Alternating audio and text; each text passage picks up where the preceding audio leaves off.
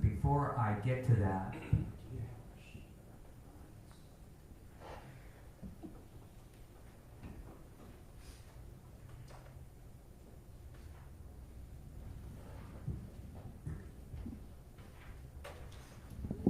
I do want to impose the following fines. These are mandatory under any sentencing. The court is going to impose a $40 court operation fee.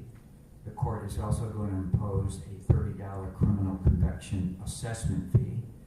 The court will also impose a $300 state restitution fund fee.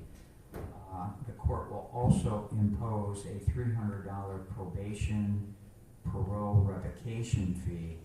The latter is stayed pending successful completion of either probation or prison. And I think that concludes all of the fines.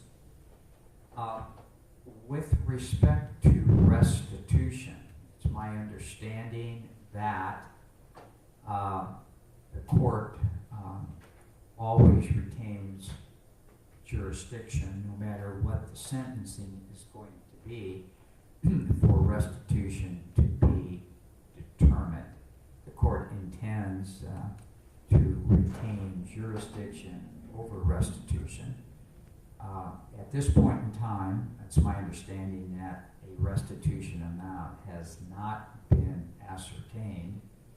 I think it's important that we do set something in the future just to, is there going to be restitution? Is there not?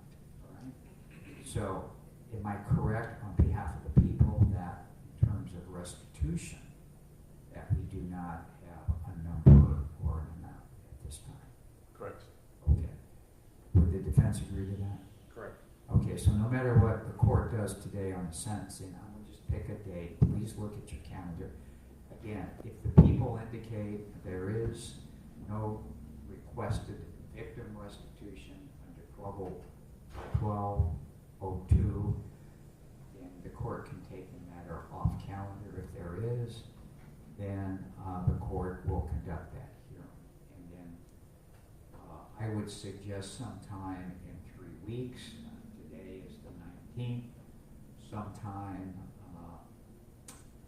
it will be dark here on the 17th, so perhaps the 24th or the 31st. Mr. Feldman? The people would be asking for the 24th.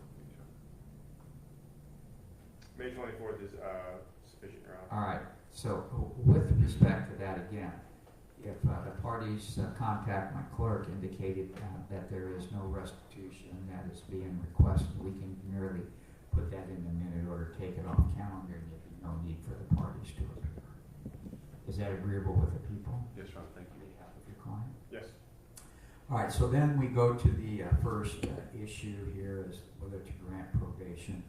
And under the California Rules of Court, the court will not grant probation for the aggravating factors that I have mentioned before.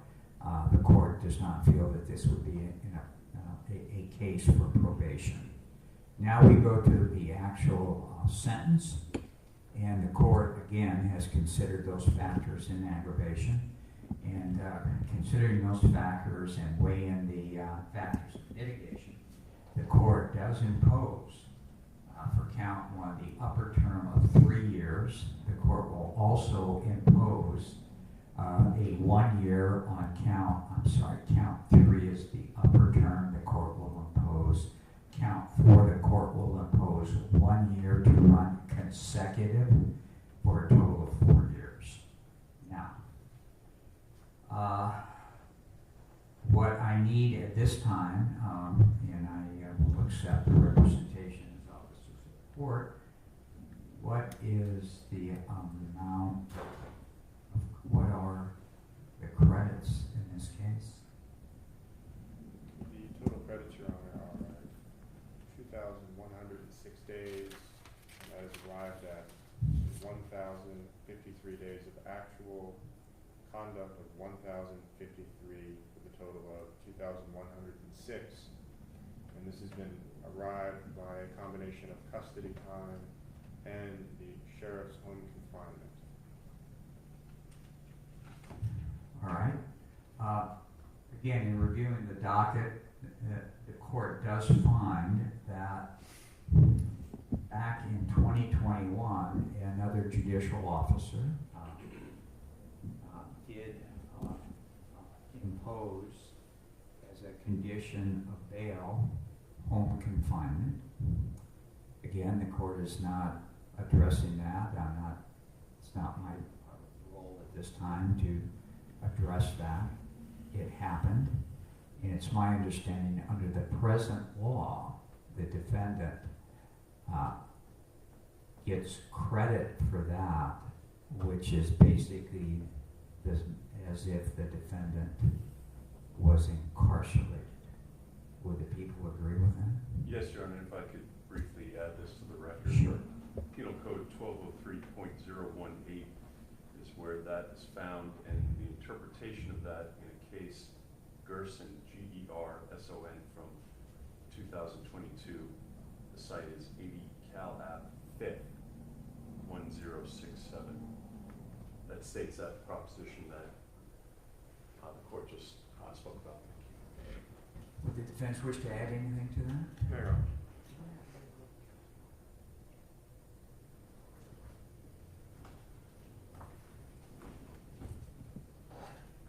I multiplied 4 years times 365 with the old-fashioned way, and now I'm going to do it with a calculator.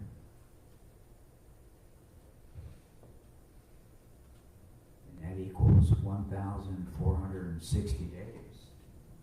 The defendant at this time has exceeded the maximum period of time that the court has imposed.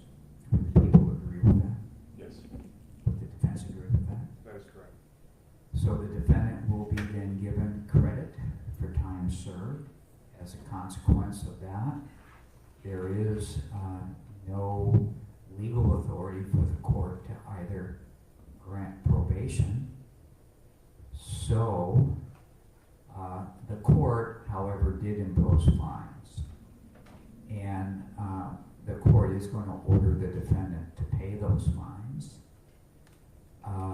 And I feel that to manage the case, I'll pick the same day as the restitution date for the defendant to pay those fines. I'm sure counsel will tell the defendant the appropriate window to go to here in the courthouse to pay the fines, but the court will order the defendant to pay the fines on or before May 24. Now that's a court order. Now if that's not paid, then there's another mechanism which would not be a violation of probation, but another mechanism for the court to ensure that the fines are paid. Okay, so I think I have covered everything. And if the bail on this case pursuant to, I believe, 1166 of the Penal Code is exonerated. All right, so is there anything else that we need to cover on behalf of the people, No, thank you. on behalf of your client? Two brief areas. One, the court would release my client's passport. I see that here, and so I'm going to give that to my clerk. The court's tentative is to release that. People, you wish to be heard? No, Your Next. Last area, we would request that the minute order reflect that the electronic monitoring has been terminated, and that is the electronic monitoring through the Orange County Sheriff's Department.